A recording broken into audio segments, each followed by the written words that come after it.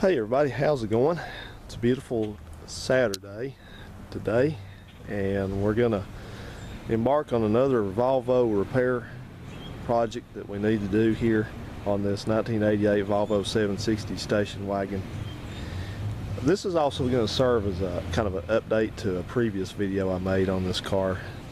Those of you who've been following along with me on my channel remember that a couple months ago, I guess it was, I had an issue with this car and it stranded me and I had to have it towed home. And what happened at that point was it started running bad, like it was losing power and sputtering, and like it was, to me, sounding just like it was running out of gas. And so I stopped to get gas, and when I went to restart the engine it wouldn't start. So tried it several times, just wouldn't do squat. So that was that. I had to have it towed home. Now, my thinking is that I was having some fuel pump problems, and what I thought had happened at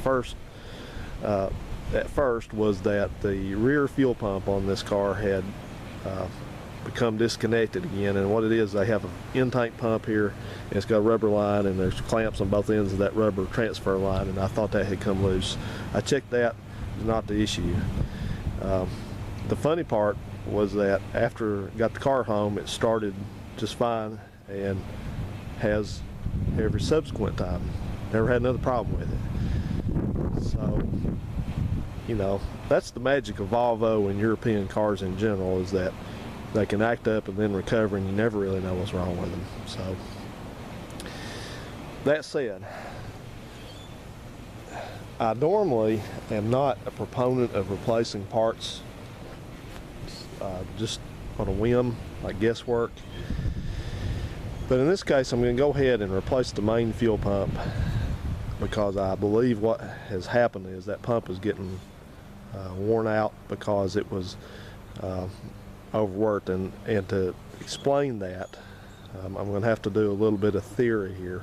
So if you don't want to hear the theory and you don't want to hear me talk about this, you want to just see me working on this job, then you need to fast forward. But if you want to understand how these fuel systems on these cars operate, then listen in and I'll explain it to you. This is a fuel injected car. It's got a Bosch fuel injection system, which is known as LH 2.2. It's a very basic system. Uses an air mass meter over there on the intake side, and it uses a throttle position sensor, oxygen sensor, crank position sensor at the rear. There's no cam sensor. Well, there may be one in the distributor, which is on the back of the head. I forgot about that, so might as well assume there is. Fuel injectors, and that's about it. It has no self-diagnostic capabilities. There's been several people mention to me that to find out what's going on with this car, I need to access the service port, well, not the service port, but the OBD reader. There is no OBD reader on these cars. This car is so basic it doesn't have one. There's no check engine light, there's no service light, there's no nothing. So to figure out what could be any kind of issue takes probing with a multimeter and some guesswork. And I don't like that, but that's the way it is with these. This fuel injection system, like I said, it's very crude. It works well, but it's very crude. It's just a one step up from the old Bosch central fuel injection that used the fuel distributor mounted over on one side and the hard lines going to each poppet injector like a diesel. So it's just one basic step up from that, and it was superseded by LH 2.4, which brought on board more OBD diagnostic capabilities, and then later on some cars had what's called a Regina fuel injection system, which is different. I'm not going to get into that, but that's what you need to know about this end of it. So it does have electronic fuel injection. It does not have a fuel injection pressure service port. You can't read the fuel injection pressure on it, fuel pump pressure. You can't read it, not on one of these. So that makes it very easy to check the fuel pressure. I'm being sarcastic about that. Now then, here's what goes on with the fuel pumps. This car and some years of the 240, some years of the 740, up through 89 or 90 or 91 possibly, used two fuel pumps, two electric fuel pumps. There's one back here in the tank, which is under the car, of course, and you access it. You've seen in other videos I've accessed that by flipping the seats down, pulling the floorboard up and out, and taking off the panel above it, and you take it out of the tank. That's what's called the pre-pump. It's just a low pressure pump that supplies fuel from the tank down to the main pump, which is in a carrier under the car. That's the high pressure pump. An external pump, you'll see it in a little bit what it looks like. It's in a carrier with a fuel filter, then onward to the engine. So now then, this is very important if you have fuel pump problems with these cars. First thing, if you don't have a fuel pump under there and you're sure of that, then it's safe to assume that you have one high pressure pump in the tank like all subsequent cars ever did. So second thing to know, that it will run off the main pump by itself, but it will not run off the pre-pump by itself. So if the pre-pump fails, then this one has to work hard, and the one under the car has to work hard. It makes noise, it wears it out, and that's what happened in this case. This car's pre-pump wore out at some point in the past and quit working, and they kept driving it and it had a real noisy main fuel pump. So that fuel pump has been overworked, and it looks like it's probably the original. So there again, I don't normally advise just throwing parts at something, but in this case, we're going to do it to eliminate that as an issue, potential issue. Now then, let's revisit that. It will run off the main pump by itself. It will not run off the pre-pump. So if the main pump dies, it don't start. So that's what this car did.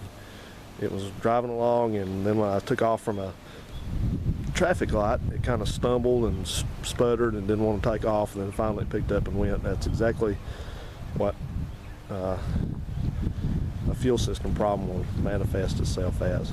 So it was real rainy that day, and I don't know if that had anything to do with it, but I'm just going along with the theory that it's something to do with that main fuel pump. So we are going to replace that main fuel pump. Let's take a look at it out by itself. This is the main fuel pump.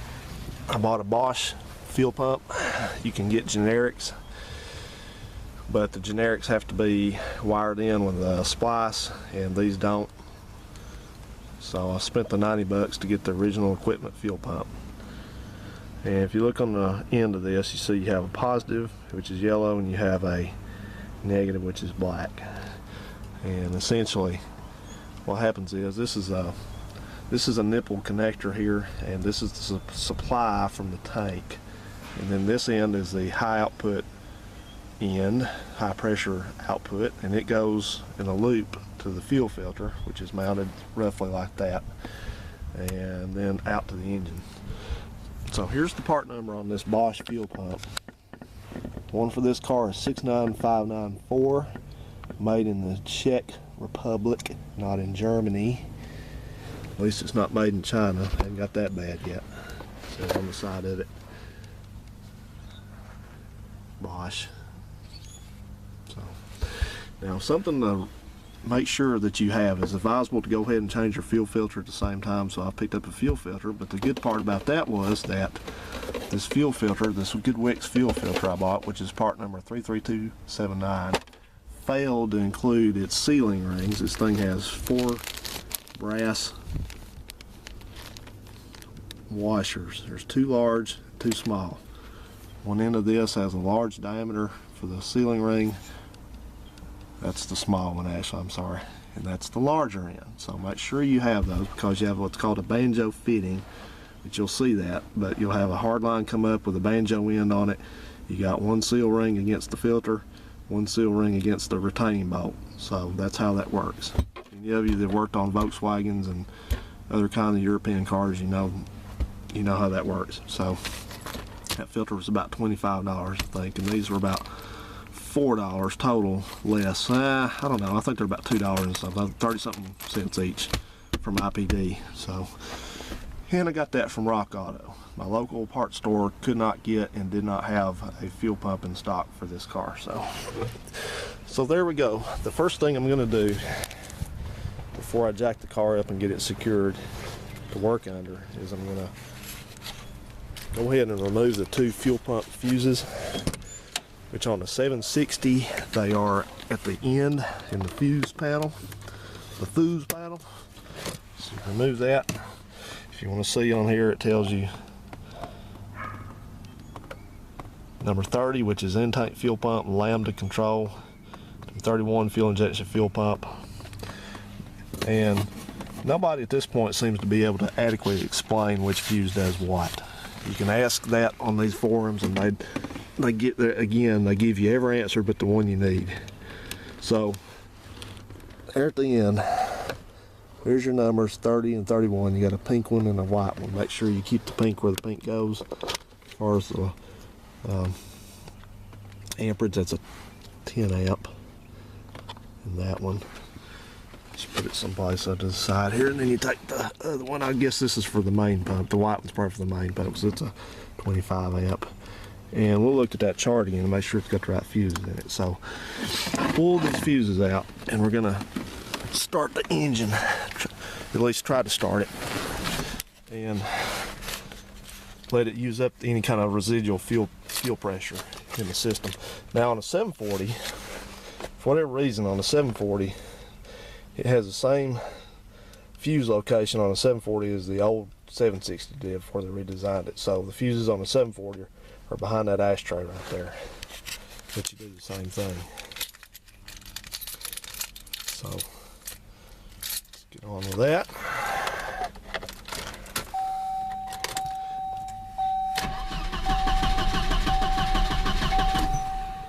Boy, that sounds familiar.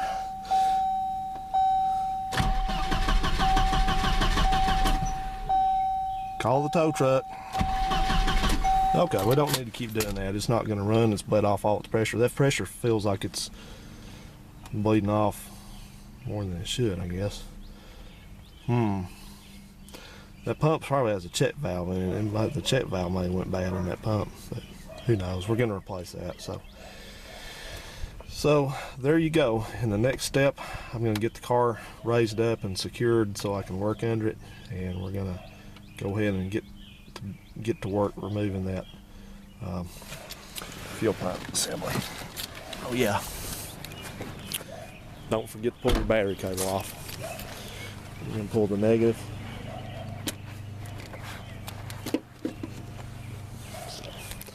Okay then, let's get our jack out, jack stands, get the car up securely, turn some wrenches. Okay then, let's assess where we're at this stage. We've got the car secured on a jack stand with a nice wide base under it, and even got the wheels sitting on some wood, and got the floor jack under the rear jack point. I am not using the factory Volvo jack, period. So we're ready to get under here and take an assessment of what we need to do now.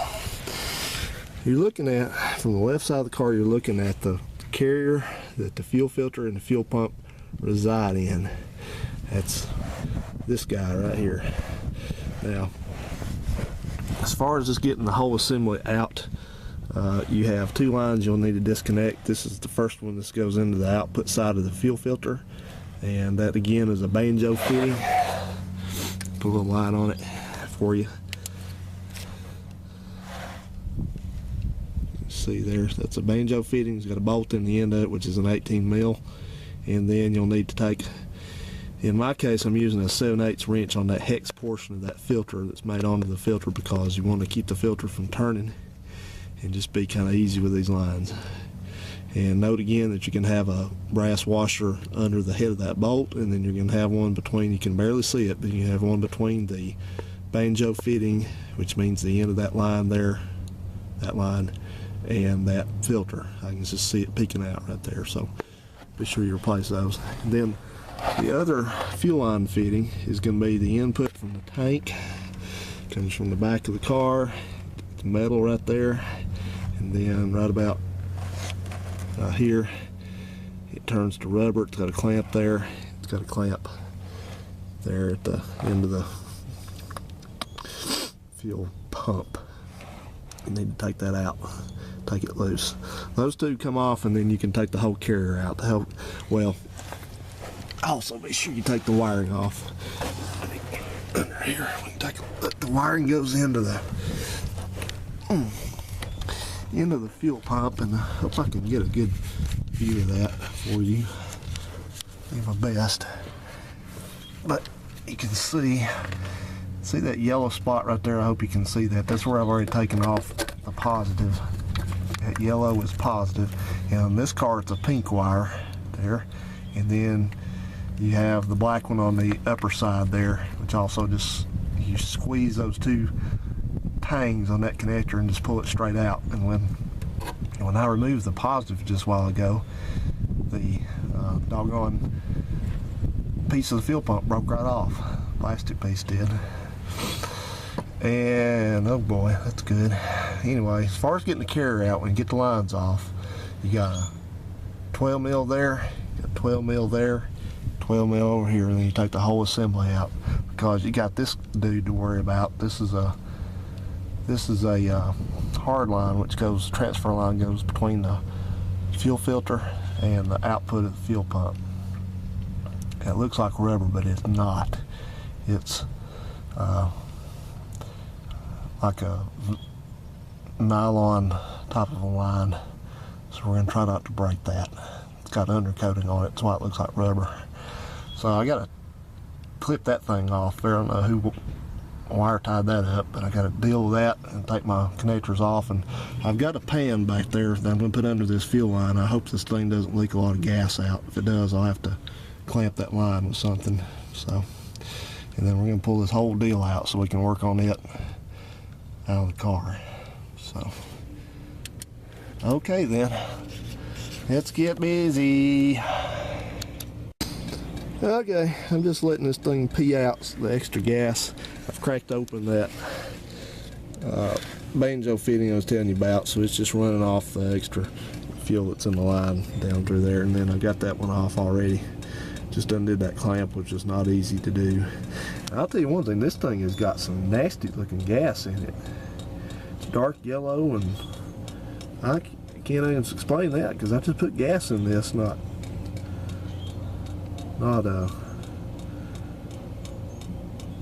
even a week ago. So I'm not sure what all that's about. I don't know if that's had something to do with it or what, but gas shouldn't be stale already. I think this thing is a, not sure if it's, I think this is a return system, so it should be circulating fuel at all time. I don't know if it's just had, well, I'm not even theorizing. I can't explain that, so I'm not even going to try to. I'm going to, well, first of all, by the way, I always have that thing there handy. And I'm going to go buy another, if I don't have one. I think I have one. If I don't, I'm going to have to go buy another clamp, because these are the specific, fuel injection specific, i.e. the better kind of clamps. But it's been my experience on the clamps on this fuel system of this car that these things, they're about, by the time you get them tightened up, they're about bottomed out. So I don't have much confidence in them. So I wanted to let that finish draining, and I'm going to go ahead and take that line off, and I'm going to take the whole assembly off. I've got my two lines off over here, connectors I mean. So I'll get that thing out of there. It didn't leak a whole lot of gas. That one leaked, this line leaked more than that one did. So anyway, we'll finagle that out. It'd be a good idea, these lines have got undercoating over them, and it'd be a good idea to take a look at those lines and make sure that they're in good shape. That's just a supply line. It's not got a lot of pressure on it. It's got low pressure going to it, but we need to check that anyway and make sure. So, all right, let's continue.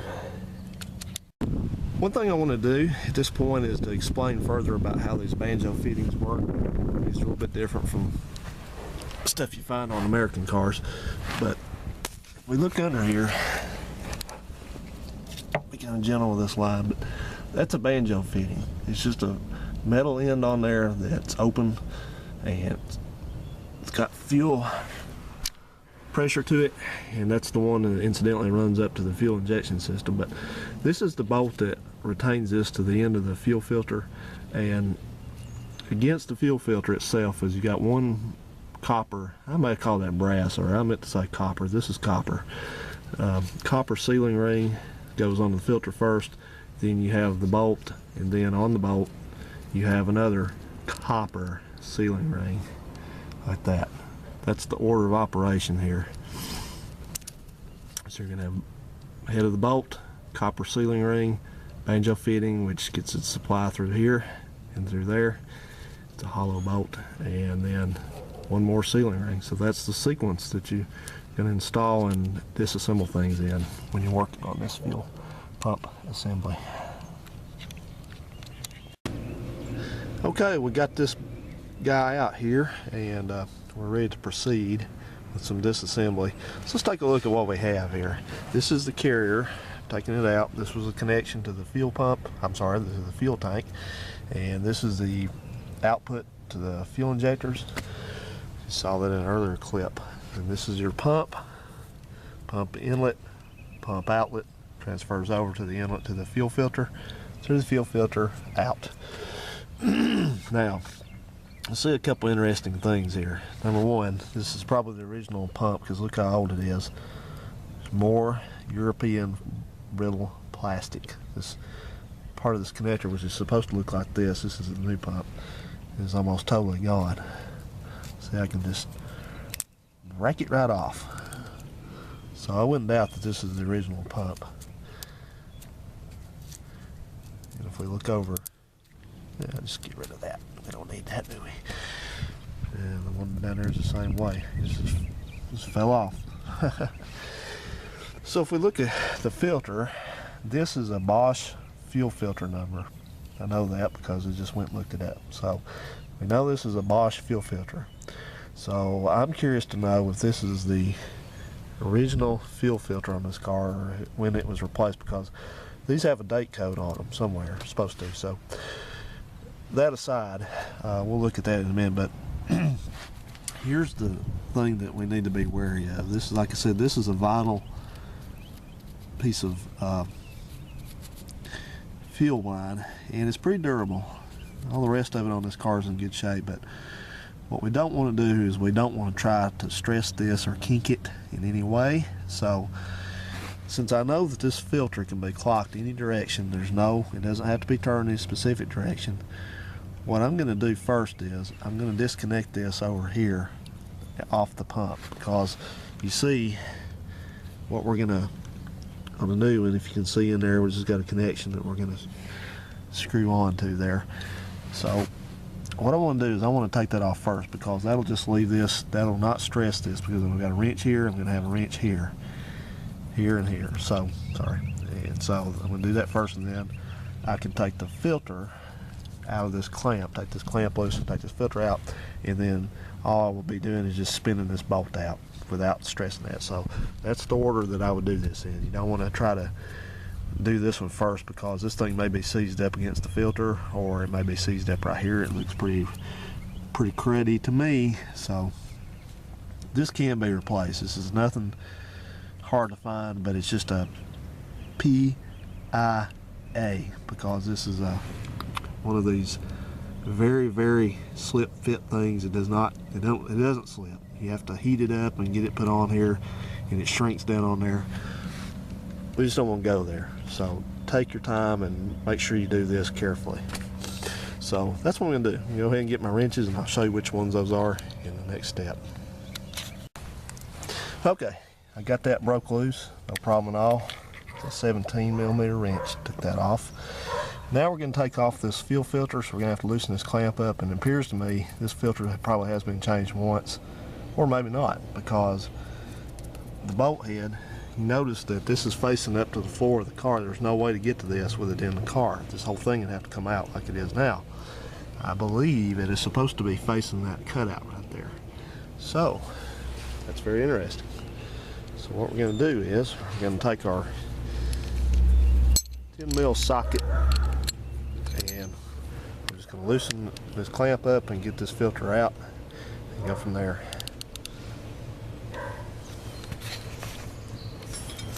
Let me see, maybe I can show you a little of the action here. Put you on the old tripod. We're really advanced down here in Alabama. As you can see, make sure this is backed down all the way.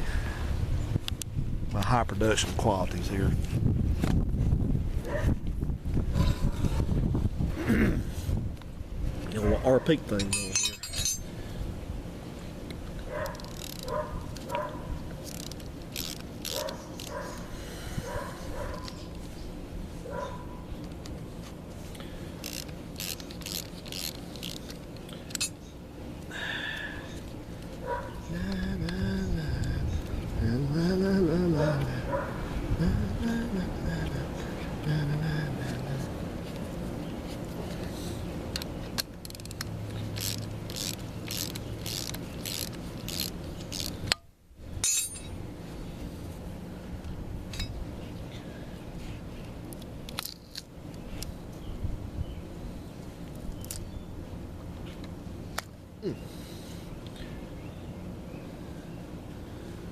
Okay, there's that thing. Now, well,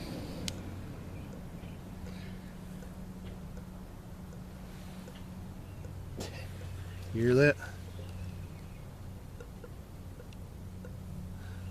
Gluck, gluck, gluck. Well, I'm not exactly sure what I'm looking at here.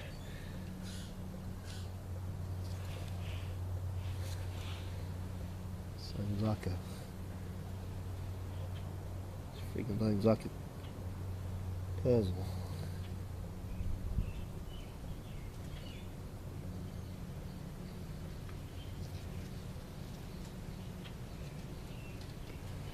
Alright, well, there's a bolt in here that straps this fuel pump down.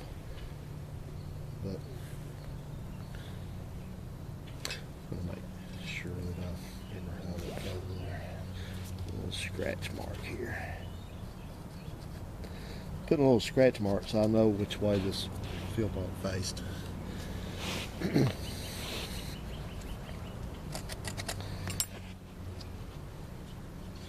See, there's two bolts that hold this whole shebang in here. Okay. Well, looks like, well, that's nice. I just put an undercoating on it too.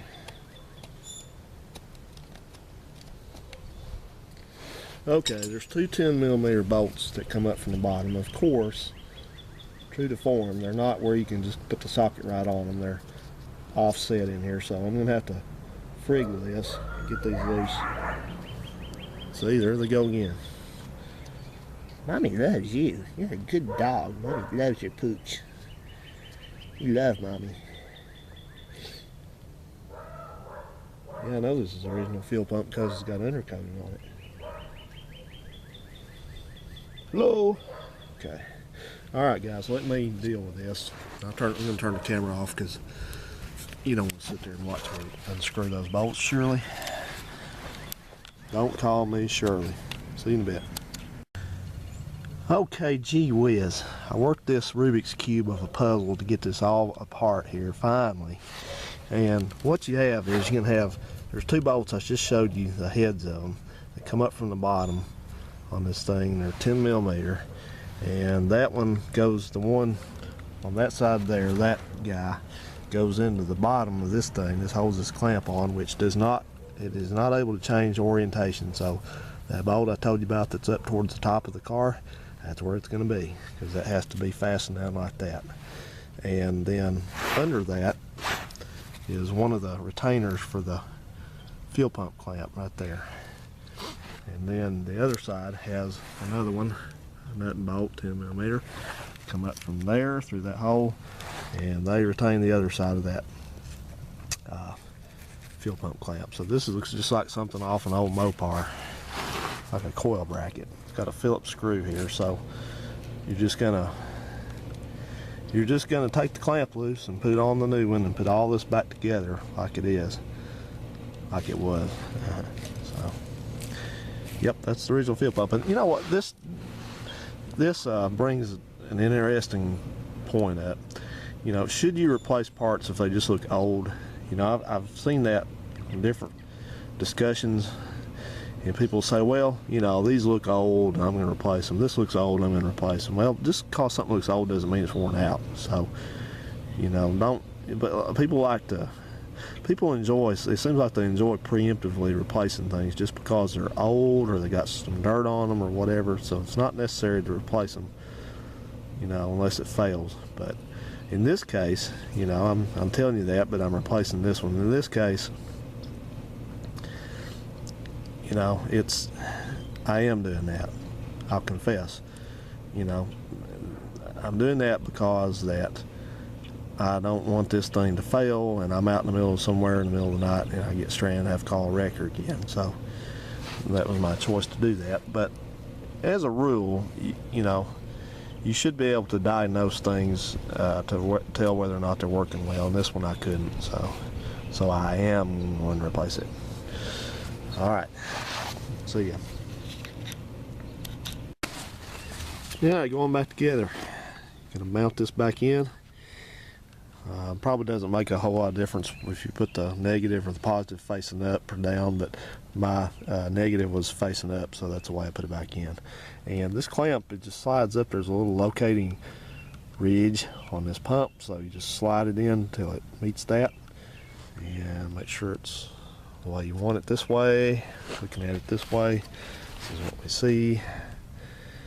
So now I've put all that, like I said, this is just a loose nut and bolt right here. I put this one in first and tightened it down and located it, and then I did this one second because this bolt there just threads into that bracket, and that's a captive nut, and it's kind of a ordeal to hold this and hold the pump and get it all to start. So that's the way I did it. Worked out pretty good. Those are 10 millimeters, by the way.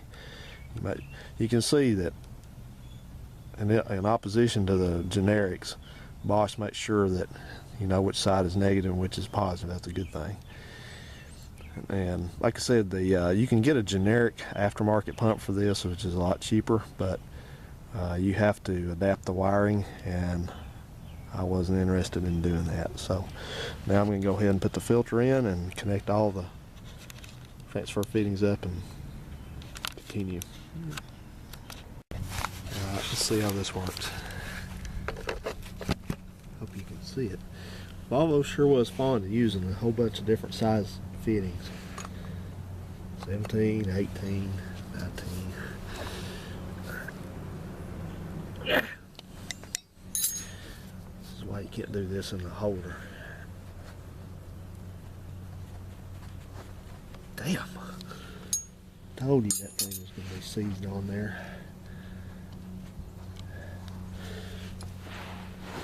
Yeah. Really didn't be using a socket on that, I guess. There we go.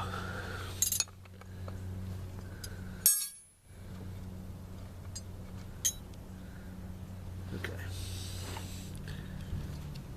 Yeah. You didn't want to give up.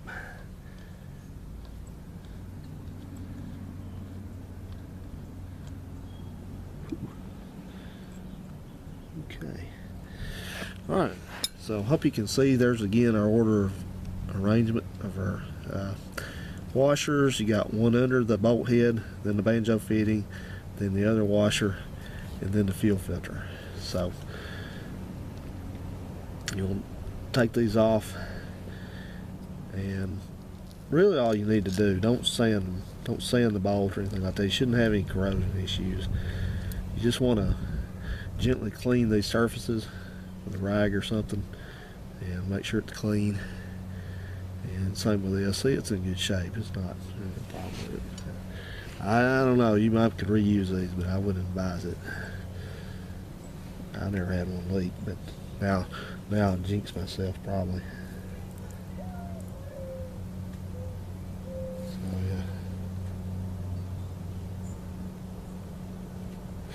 yeah. Okay, I'll show you something also. I hope you can see this in the frame. But this is your part number.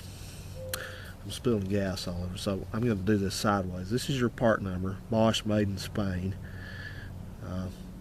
0450 905 601. And then sometimes they're on the bottom down here, but sometimes they're also going this way. This is a date code. So if you're curious about how old this Bosch fuel filter is, you can look on here and you look, there's a, this appears to say, I'm going to clean a little bit more, but that appears to be a, that's either a 264.09 dot something something dot 2. That's that number. I'm just reading horizontal. It's not this 957 in a circle or an oval. It's this thing on the end here. So trying to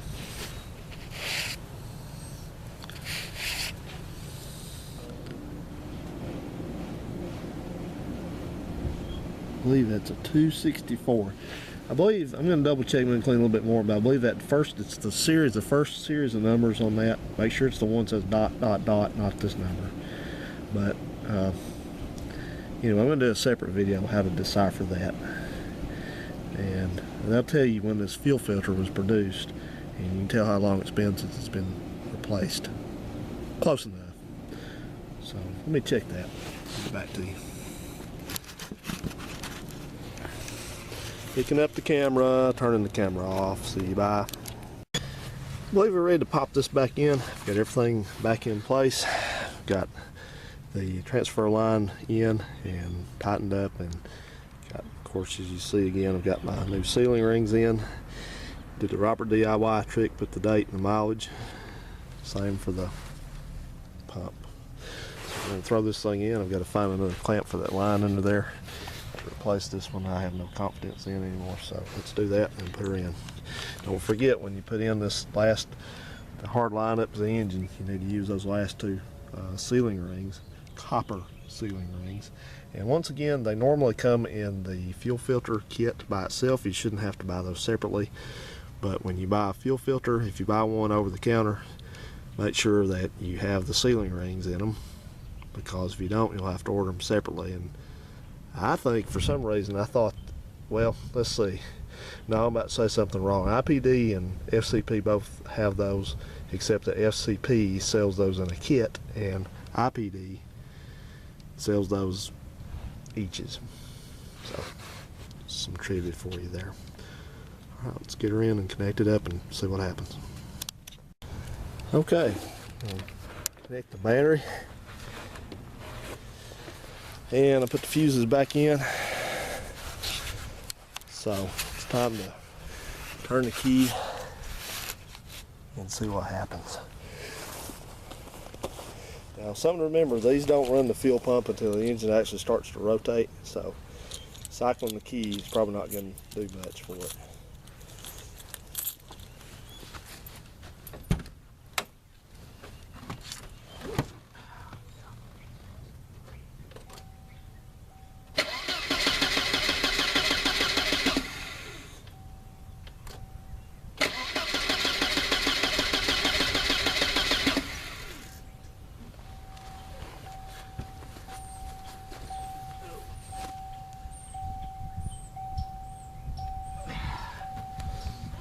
Do it.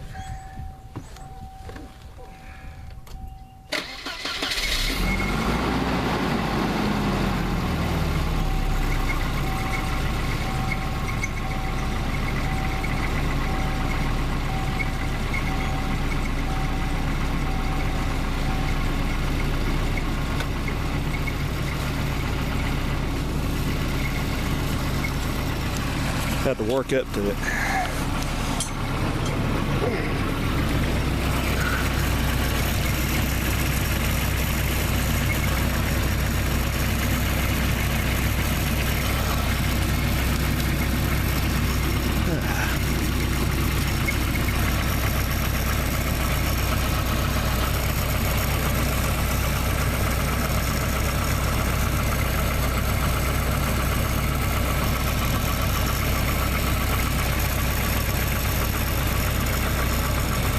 I just went ahead and used my old clamp, so it seemed to do okay.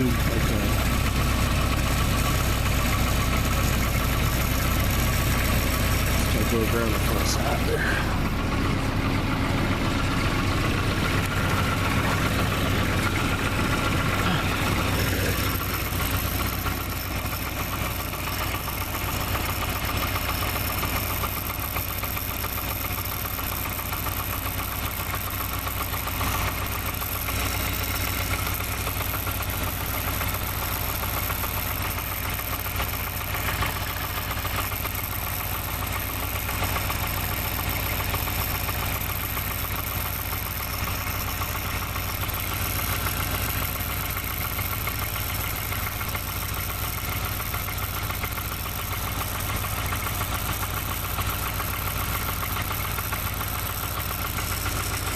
makes a weird sound, man.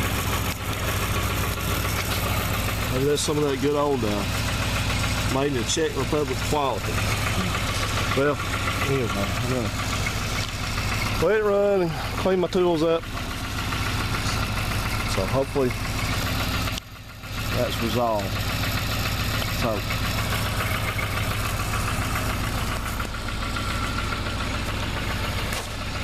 nice quiet engine. Thanks for watching, everybody, and if you have any questions on this or anything else, feel free to send me a message.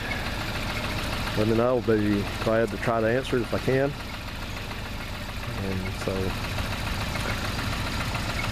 ready to stop turning wrenches and start driving this more. Let's hope. Thanks for watching again. See ya.